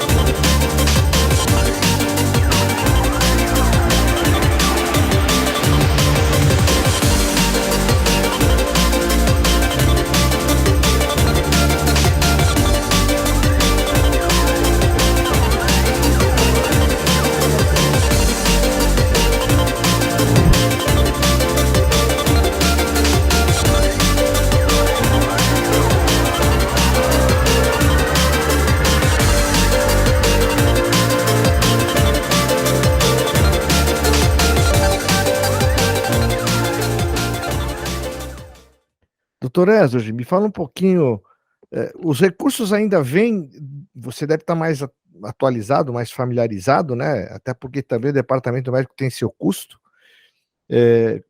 O governo ainda comparece com algum recurso? Como é que está hoje isso? Tem algum parceiro privado interessado? Algum, sei lá, por exemplo, existem empresas que são parceiras do Comitê Olímpico, né? Empresas médicas. Como é que está isso no Paralímpico? Bom, Bernardino, você vê que a explicação a jato do Andrew, ela teve bastante elementos complexos aí. Eu vou dar só uma pitadinha aí, realmente vou tentar ser mais a jato supersônico do que o Andrew. Eu acho que aí uma visão minha, a gestão do Andrew, ela teve essa qualificação para começar a trazer a questão do mundo corporativo para dentro do Comitê Paralímpico e da estrutura esporte paralímpico, né? Então, a criação de setores, de áreas, desenvolvimento pessoal, ou seja, o aumento do nível administrativo das pessoas, o treinamento das pessoas para administrar e planejar. Então, a gente passa a ter planejamentos estratégicos de 8 anos, né, para cada ciclo. Então, a gente está agora no planejamento estratégico, que ele foi, o último agora, por exemplo, capitaneado junto com o pessoal da FGV. Então, a gente tem ali o planejamento 17 até agora os Jogos de Paris feito. Então, o que nós fazemos são ajustes numa visão de mais longo prazo. Então, sem treinamento, é essa visão de mais longo prazo que o CPB sempre teve, e cada presidente foi deixando o seu legado. Eu entendo muito que o presidente Misael, além dessas brigas de foice que ele teve, ele foi peça fundamental em todas as áreas, governo federal, congresso, principalmente ali no governo do estado, né, ele até fazia parte da Secretaria de Pessoa com Deficiência. Ele aperfeiçoa essa questão do mundo corporativo, né, com a criação de conselhos, conselho administrativo, a ampliação da função do conselho fiscal, a ampliação do Tribunal de Contas, que tem uma atuação muito forte lá dentro do CPB, dentro da estrutura, né, as áreas de marketing, comunicação, a área de TI, a área de diárias e passagens, a área de compras e aquisições, que é uma área extremamente requisitada, fora toda a subdivisão da área fim, como a gente já conversou um pouco, as áreas técnicas, modalidades e tal, que nós tocamos e auxiliamos as outras coordenações. Ou seja, é uma gestão realmente corporativa de uma empresa que tem 440 funcionários registrados, ou seja, muitas indústrias não têm essa quantidade de funcionários. Em loco, no CPB, nós temos ali cerca de 330 funcionários, né? Como eu falei, meu time é o maior com 33. E realmente, para manter esse avião, esse supersônico voando, precisa de muito recurso humano e muito recurso financeiro, né? Então, só, por exemplo, para manter ali uma estrutura de urgência e emergência, por ano, a gente gasta cerca de 1 milhão, por exemplo, em recursos ali, para ter essa condição. Olha, se tiver um evento adverso grave, a gente está preparado para tal. E aí, fora toda a estrutura de assistência ao atleta entre ciência do esporte, classificação e área de saúde, que é a área finalística, né? Junto com, obviamente, os treinadores e comissões técnicas. Então, é uma estrutura, enfim, cara, tem a Lei Agnello Piva, como o Enzo falou, tem as loterias Caixa, a gente tem sim os parceiros privados, a própria loteria Caixa é um patrocinador, né, a gente tem a Braskem é forte patrocinador do atletismo, nós temos a Toyota, né, a gente tem que falar aí o nome dos patrocinadores, Claro, os apoios, auxiliam, a tem que falar, Ginomoto, sim, claro, sem a dúvida. Ginomoto também Se muito forte ajuda com o a esporte, gente, né, tem que enaltecer. Eles estiveram muito forte com a gente para Tóquio, né, a preparação para o país sede da Ginomoto, então eles estiveram muito, muito próximos, os CEOs estiveram muito próximos de nós, né, e alguns patrocínios ou parcerias mais eventuais, como aí que você falou, algumas estruturas médicas de fisioterapia que acabam sendo apoiadores, então existe uma espécie de um ranqueamento, onde a gente avalia os KPIs, quem não sabe o que KPIs são os indicadores de performance e de quanto que eles entregam, né, e os VIKs, que nós chamamos, a troca de serviço por patrocínio, por aparição de patrocínio. Então, até os termos corporativos, eu tive que fazer MBA para poder gerir esse caminhão, para poder manter o nível de excelência de gestão do Comitê Paralímpico Brasileiro, né.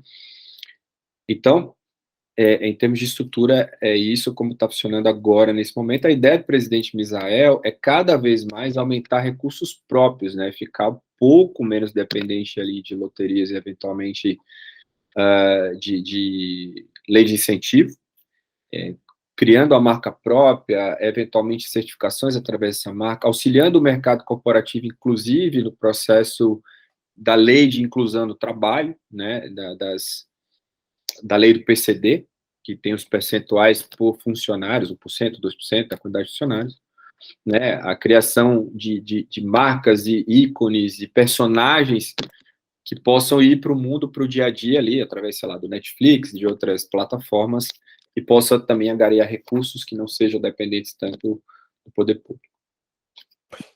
Exugi, quantas são as modalidades paralímpicas, no geral? Porque, obviamente, cada modalidade também tem as suas subdivisões, né? No caso, a Débora também tem um enquadramento técnico, clínico. Como é que funciona isso? Assim, uma breve pincelada. É duro falar na frente do Comitê Paralímpico Internacional, do presidente, né?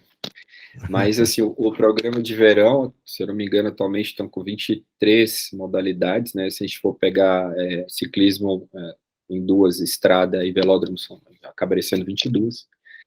E temos no programa Paralímpico de Inverno, se eu não me engano, 7 modalidades, 6, 7 modalidades, o Ender pode me corrigir. Então, o programa Paralímpico de Verão é o nosso carro-chefe, com o Brasil, um país tropical, mas a gente está indo cada vez mais forte para os Jogos de Inverno, dentro do nosso planejamento estratégico também. E lá dentro do centro de treinamento, a gente consegue dar espaço, avaliação, treinamento ou acompanhamento, pelo menos para 17 modalidades diretamente com as arenas que nós temos lá, né? Então, a gente acaba tendo uma forte influência em praticamente todas as modalidades, ou as principais modalidades do esporte paralímpico, né? Um exemplo que eu acabo dando muito, para ficar um pouco mais claro para os leigos, assim, o ponto de corte de você se tornar um atleta paralímpico, ele é muito superior, por exemplo, à lei do PCD brasileira, ou a lei de inclusão nas escolas. Você precisa se tornar um atleta paralímpico, o nível de deficiência é bem alto. As pessoas acabam, às vezes, olhando na televisão, tendo uma certa dúvida de algumas condições, mas ele é muito superior ao nível de deficiência. Posso falar como médico, você também que sabe que já fez acredito em muitas perícias médicas e sabe como funciona, ela é muito superior ao que a lei brasileira determina como pessoa com deficiência, né? Então, realmente, o nível é alto de quem avalia, e os atletas, às vezes, se frustram, às vezes, por não entrar no universo paralímpico, para os Jogos Paralímpicos, que é uma coisa, tá? E por não ter um nível de deficiência alto. O que não, é a coisa que a gente fala muito nos cursos e tal, o que não exclui a necessidade da prática esportiva para qualquer ser humano, naqueles 150 minutos de atividade física aeróbica semanal e etc, etc, é a mesma coisa para a pessoa com deficiência. O que é mais difícil é a taxa de sedentarismo da pessoa com deficiência, aí chega por ordem de 60% das pessoas com deficiência. Então, uma das nossas metas é ampliar a questão do exercício e da introdução do esporte e exercício para a pessoa com deficiência. Débora, hoje a tua vida mudou, né? A tua vida, depois que você pegou firme no Para Taekwondo e começou a ser uma vencedora, você tem algum patrocinador pessoal? Se tiver, por favor, decline. Ou como é que você também, claro, tem a tua Bolsa Pódium, tem várias outros benefícios que você atingiu por merecimento, com sua capacidade, né? Fala um pouquinho disso, né? Hoje, Sim. em relação à tua vida, você começou com tanta dificuldade e hoje você está conseguindo, enfim, o esporte te trouxe aí aquilo que a gente fala da inclusão, de ser um instrumento de melhoria de vida das pessoas. Fala um pouquinho disso. Com certeza. Quando eu comecei virei a chave para o Para Taekwondo, né, eu fazia 2 períodos, né? Eu trabalhava, né? Então, acordava às 4 da manhã e ia dormir, tipo, meia-noite. Que eu trabalhava das 7 às 2 da tarde, às 14 horas, aí 17 horas começava o treinamento e até, né, umas 8, 9 horas da noite. Então, tinha dia, assim, pelo cansaço físico mesmo, né? Por já ter trabalhado uma carga horária fora ali, minha vida de atleta, era 6, 7 horas por dia. Então, assim, era uma coisa que não fluía muito, né? Minha vida minha vida esportiva, né? Minha carreira ficava um pouco limitada nesse sentido. Depois que eu passei a receber o Bolsa Pod, cara, o que eu não consegui, né, performar em 1 ano e meio, em 6 meses, né, antes do Mundial, foi a diferença de ser patrocinada, né, pelo Bolsa Atleta aí, pelo governo federal. Na sequência aí veio a Loterias Caixa também me apoiando, que eu estou aí desde 2018, graças a Deus, e Loteria? transformou Loterias Caixas. Loterias Ótimo. Caixas. Só para Então, deixar assim, conseguir os dois, é importante. então, assim, os dois foi um divisor de água ali, né? O CPB sempre, né, me ajudou bastante nesse processo de indicação aí também, e o trabalho veio fluindo com mais leveza, né? Eu consigo realmente focar só em treinar, né? Não é só treinar, né? Meu trabalho aí de 6, 7 horas por dia, dedicar meu corpo realmente à minha modalidade de corpo e alma ali, e trazer os melhores resultados para o Brasil e para a minha modalidade, né? Que a modalidade é nova, então ela estreou agora em Tóquio, né? Foram 3 atletas classificados, um de cada categoria. Minha categoria de peso era a mais pesada, né? Acima de 58 quilos. Então, assim, a gente teve muitas turbulências aí por conta da pandemia, né? Muitas incertezas. Tive um overtrain aí no meio de tudo isso também, mas graças a Deus aí, com muita luta, né? Com muita garra, e os patrocinadores acreditando no meu trabalho, no trabalho de toda uma equipe que já vem fazendo, né, isso bem feito, aí o Comitê Paralímpico, a Confederação, né, trouxemos a medalha aí tão significativa, a medalha de prata aí, foi uma final, assim, emocionante, né, foi uma final que eu fiz com a adversária do Uzbequistão, que eu fui campeã em cima dela, né, campeã mundial em 2019, um ano antes do jogo, se houvesse, então, assim, foi um final emocionante, e é detalhe, né, foi 8-6 ali, foi bem acirrado, mas, né, 3 Não, mas atletas, Débora, 3 pódio é medalhas. pódio, não importa qual a cor da medalha. Você chegou lá. Pode. Eu queria muito a Quantos medalha no de mundo ouro, né? tiveram? Mas Não dá nem aconteceu para. tanta coisa e eu sou muito, sabe, sou muito Sem grata dúvida. por tudo que eu vivi, por tudo que eu passei. Foram experiências assim, muito intensas, principalmente quando se tem uma lesão, né? Ainda a gente estava numa fase bem delicada do Covid, essa pandemia toda, que afetou todos os atletas, né? A gente ficou deslocado com tudo isso e a incerteza de não ter, né? Uma preparação aí que foi para 4 anos, né? Se estendeu para mais um ano, mas graças a Deus a gente conseguiu, né, fechar com chave de ouro no meio de tudo isso. E sou muito grata em poder ter trazido essa medalha para a minha modalidade, para o meu país, que representa muito, né? E para todas as pessoas que me ajudam, o doutor Aplausos. Bernardino, com certeza aí, né, me acolheu, me abraçou quando, né, eu não era ninguém no movimento paralímpico, ninguém me conhecia, né? O doutor Bernardino, cara, me abraçou, filha, vamos, eu vou te ajudar, e assim, essa medalha não é só minha, né? Como vocês dois falaram aqui, são trabalhos complexos, né? O Andrew faz lá no Comitê Internacional, o Ezio faz aqui no Comitê Brasileiro como médico-chefe, são trabalhos complexos e a gente não chega em lugar nenhum sozinho. E essa medalha aqui, com certeza, foi, né, construída por muitas mãos, uma delas, com certeza, o doutor Bernardino, na sequência, o doutor Ezio também pôde me acompanhar lá no Comitê Paralímpico, e toda a equipe, né, que eu não, assim, sem palavras, sensacional lá o Comitê Paralímpico, o pessoal me abraça, né, muito bem também, eu sempre sou muito bem recebida, e esse acolhimento, essa troca com todas as modalidades é recíproco, né, não tem só o pessoal puxa o saco só de uma modalidade, não, o Comitê Paralímpico que abraça todas as modalidades, para que realmente o Brasil seja essa potência que realmente está sendo, né, no esporte paralímpico brasileiro, e mostrar para o mundo aí a força que a gente tem como esporte, como pessoa, que todas as pessoas têm direito de ser atleta, ou se não quiser também, que seja um esportista, que faça por hobby, mas que faça, né, transforme as suas vidas. Então, estou muito feliz com tudo que eu venho construindo. Assim, essa medalha coroa aqui para mim um trabalho de uma vida, né? Então, assim, eu estou no Para Taekwondo vai fazer 8 anos, mas eu estou no esporte há 20 anos, tentando ir para né? Não sei se era uma Olimpíada, depois que eu conheci o Paralímpico, então, assim, com certeza era para uma Paralimpíada aqui, que eu sempre quis representar meu país e não sabia ao certo o que era, mas foi um sonho de uma vida essa medalha, né? Muitas pessoas passaram pela minha vida, contribuíram de alguma forma para eu ter chegado nesse momento e ter, né, abrilhantado lá em Tóquio para coroar com, né, a cereja do bolo ali. Mas olha, exemplo de persistência, né? Quer dizer, não ficou naquela de se lamentar, trabalhava, correu atrás, achou. E quem é que não vai gostar de um sorriso sempre? A Débora está sempre sorrindo, é impressionante, né? Desde que eu a conheci, desde os piores momentos, ela estava lá com aquela carinha rindo, tudo bem e tal. E sempre conversando, uma pessoa maravilhosa. Muito obrigado, viu? Assim, a gente se emociona, né, em ouvir a tua história. Realmente é o que representa o esporte, né? No Brasil, como um todo, né? E especificamente o esporte paralímpico. Parabéns, viu, Débora? Vai em frente, menina. Você tem realmente.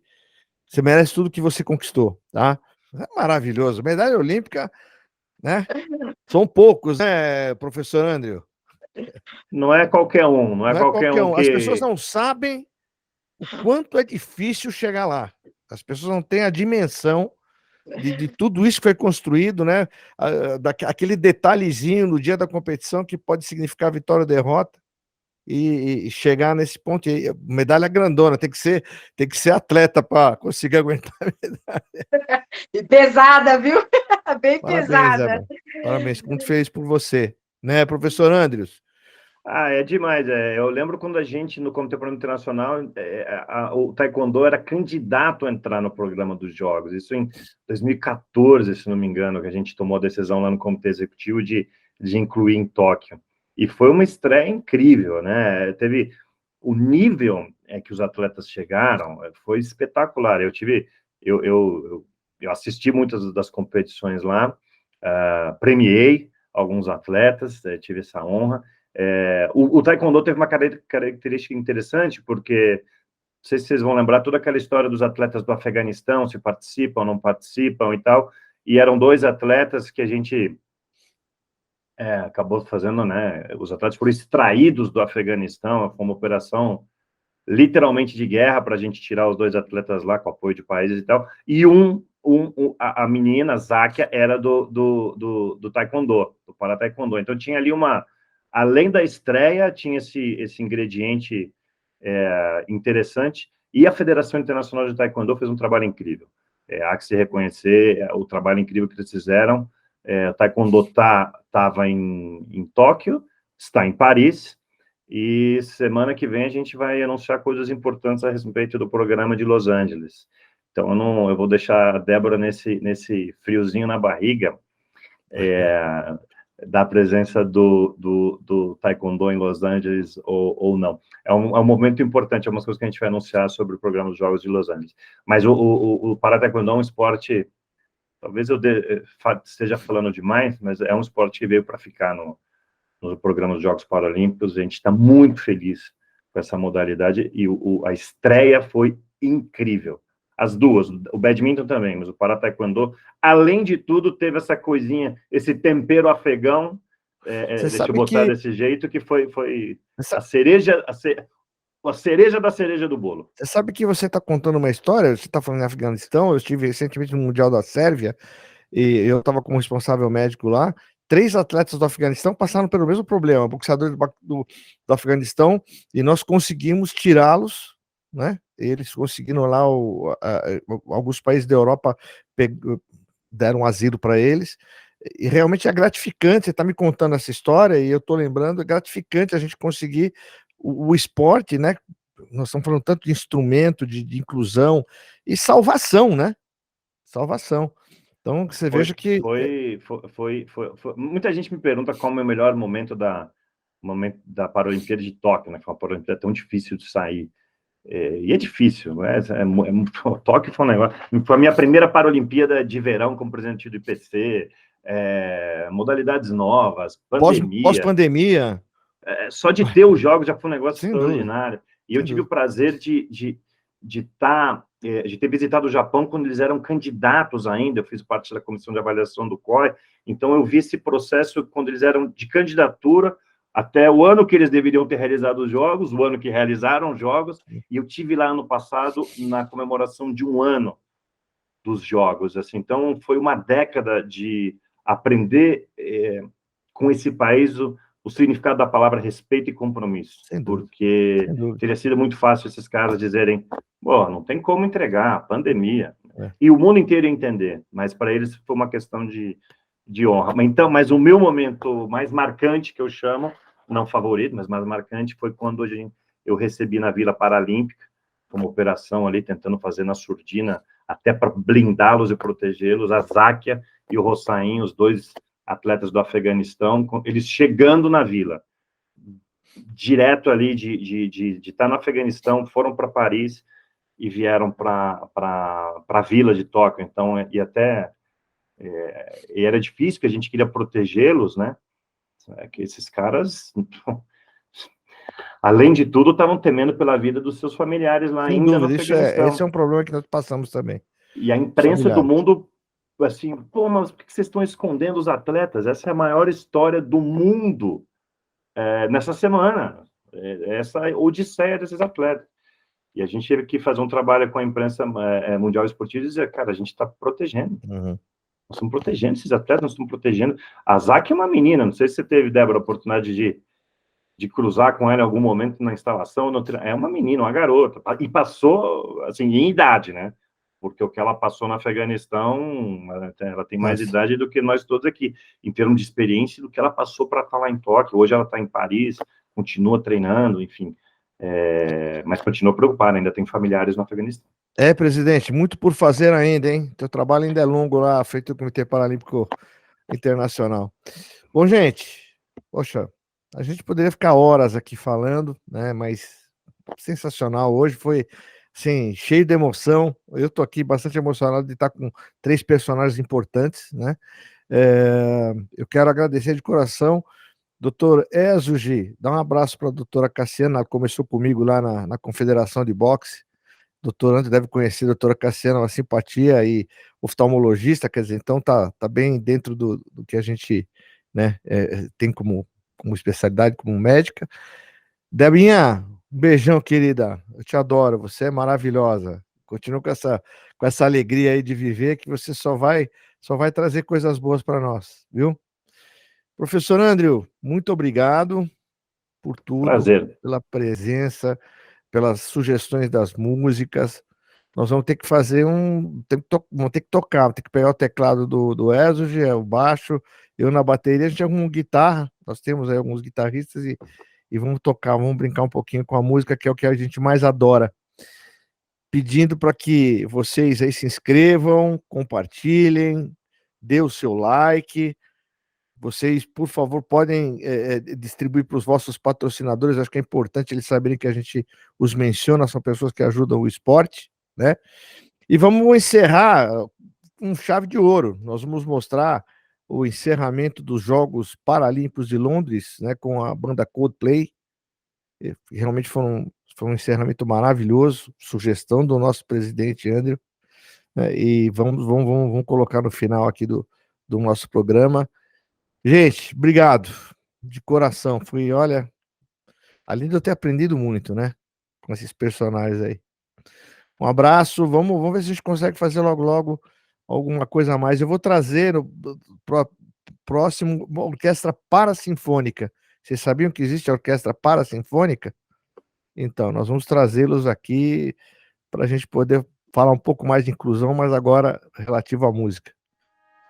Um abraço aí, obrigado mais uma vez. Um beijo Valeu, no meu coração. querido. Um beijo. Tchau, Um gente. abraço. Cuidem Até aí. mais. Tchau, gente. Obrigado, Bernardino. Tchau, boa Valeu. noite.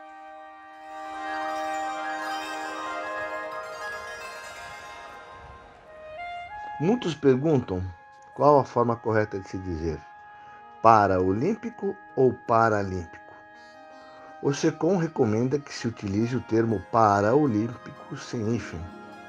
Contudo, em 2011, o termo paralímpico foi adotado pelo Comitê Paralímpico Brasileiro, que se adaptou aos padrões internacionais que se referem a este movimento como Paralympic Games.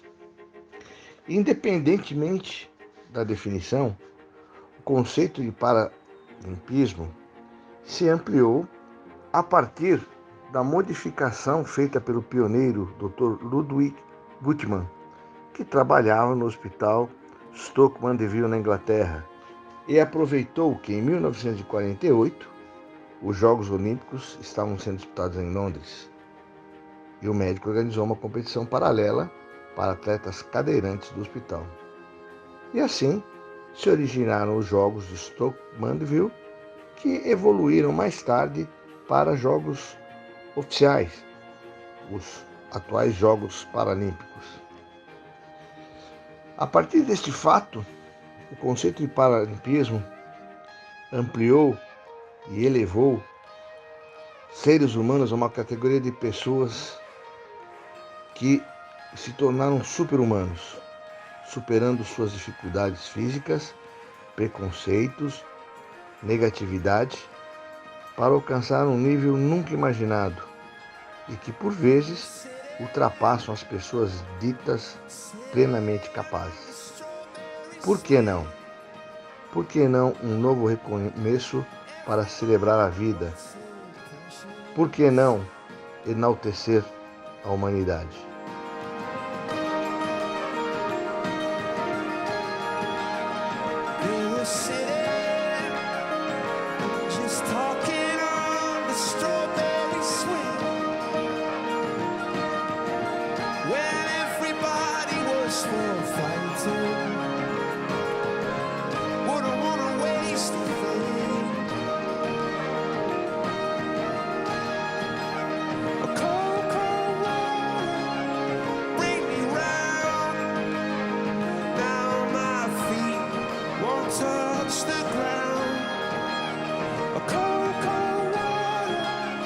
Wash away when it's so